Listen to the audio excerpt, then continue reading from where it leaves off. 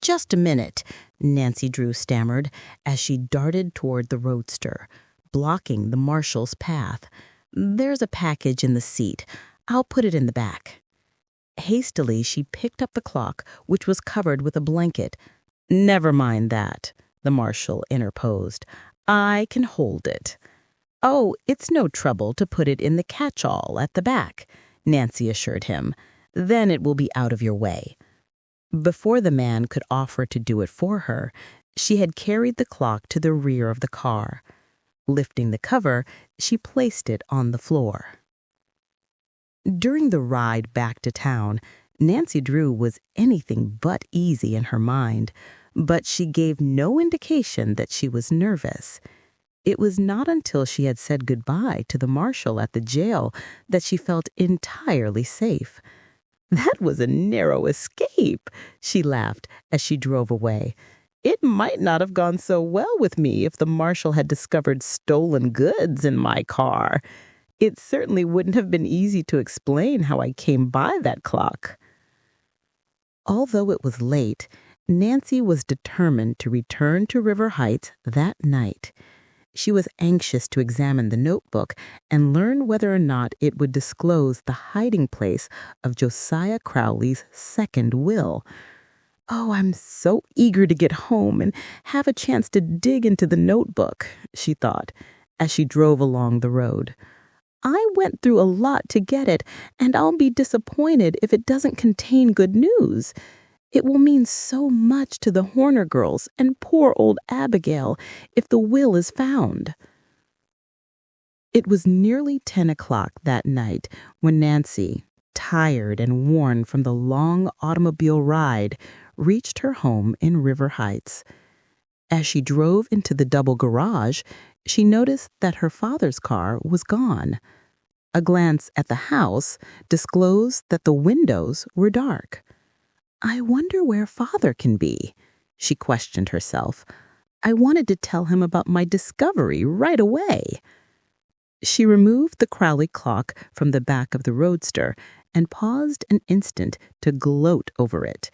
She was well satisfied with the result of her detective work. Locking the garage door, she went inside and switched on the electric light.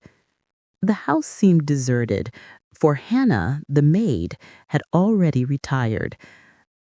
Father is probably working late at the office, Nancy decided. Oh well, I may as well stay up, and while I'm waiting, I'll have a look at the notebook.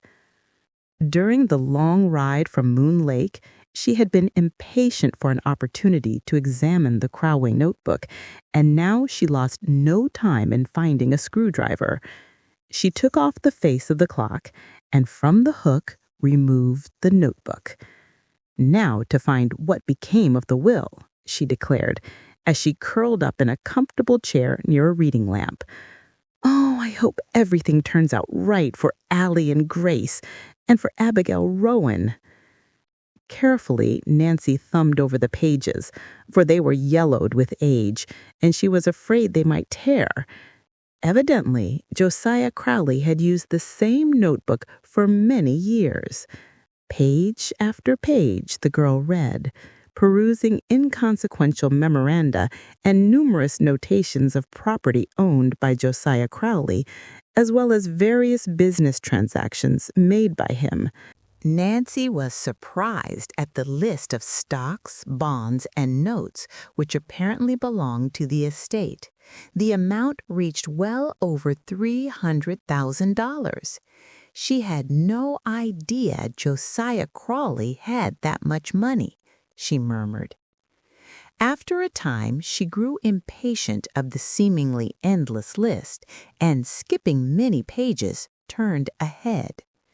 Suddenly, the phrase, "my will," caught and held her attention. Eagerly, Nancy pounced upon it and began to read. I found it at last, she told herself in excitement. The notation was brief and written in Josiah Crowley's cramped hand. To whom it may concern, My last will and testament will be found in Safety Deposit Box number 148 in the Masonville National Bank. The box is under the name of Josiah Harkston. The date of this entry was recent, and the ink had not faded as in the earlier entries in the notebook. Then there was another will, Nancy exclaimed aloud. Oh, I'm sure it must be in favor of the Horner girls, too. She hurriedly read on, but although she carefully examined every page in the book, there was no other mention of the will. No wonder the will never came to light, Nancy mused. Who would ever have thought of looking for it in a safety deposit box under the name of Josiah Harkston? In his zest for safety, Josiah Crawley nearly defeated his own purpose. Her thoughts were interrupted as she heard an automobile turning in at the drive. Rushing to the window, Nancy saw her father drive into the garage. As he opened the front door, she ran to meet him. "Why, hello, Nancy," he greeted her in surprise. "If I had known you were here, I'd have come home sooner. I was doing some special work on a case. Back from Moon Lake early, aren't you?" "Yes," Nancy admitted, trying to hide her excitement, "but for a good reason." Before her father could remove his hat, she plunged into the story of her adventures and ended by showing him the notebook which she had found inside the mantel clock. When she had finished, Carson Drew stared at her with mingled pride and amusement. "You're a regular detective, Nancy." "You're making fun of me." Carson Drew's face sobered.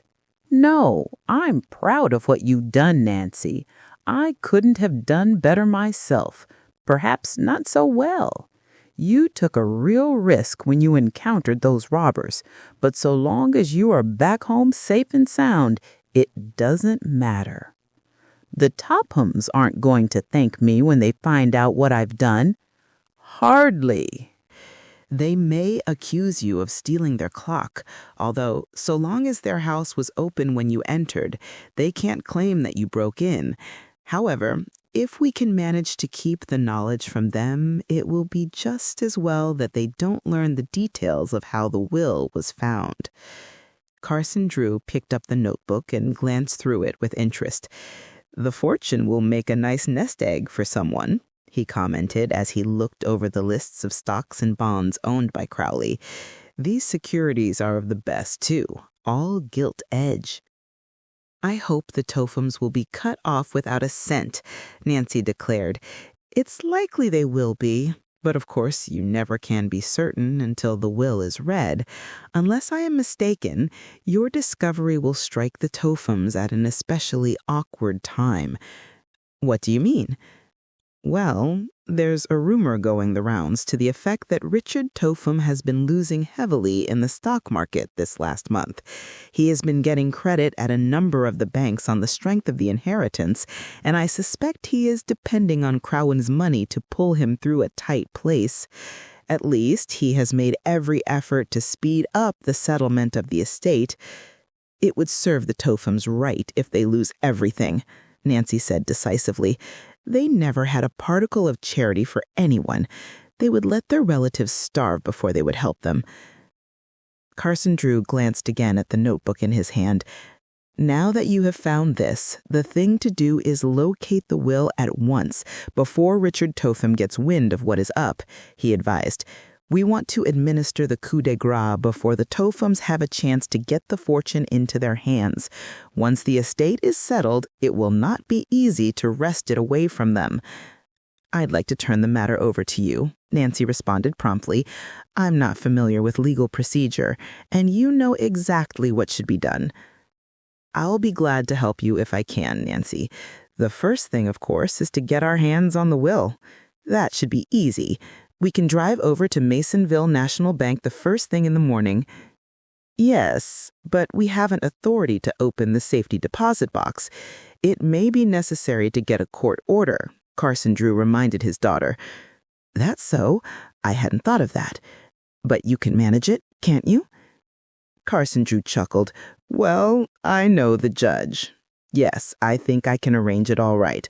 I'll tell him I'm acting as counsel for the Horner girls. I really am, because I promised I would help them if I could. I'm sure everything is going to turn out just as I hoped. The deserving relatives will get the money, and the Tophams will be left out in the cold. Abigail Rowan will be able to have the medical attention she needs, and Allie and Grace will be fixed for life. Don't build your hopes too high, Carson Drew advised her wisely. There may be a slip, you know. We may fail to find the will in the deposit box, and, of course, there is a chance that Josiah Crowley didn't dispose of the fortune as it was expected that he would. If I were you, I wouldn't say anything to the Horner girls until we are certain. I won't, Nancy promised as she turned toward the stairs. But I can't help hoping. I'm going to bed now and get a good night's rest. Then tomorrow we'll start off on the big adventure. Oh, I can hardly wait to find out what the will contains. Halfway up the stairs, she hesitated, and then returned to the living room and picked up the notebook which rested on the table. After all I've gone through to get my hands on this, I'm not going to take any chances. Tonight I'm going to sleep with it under my pillow,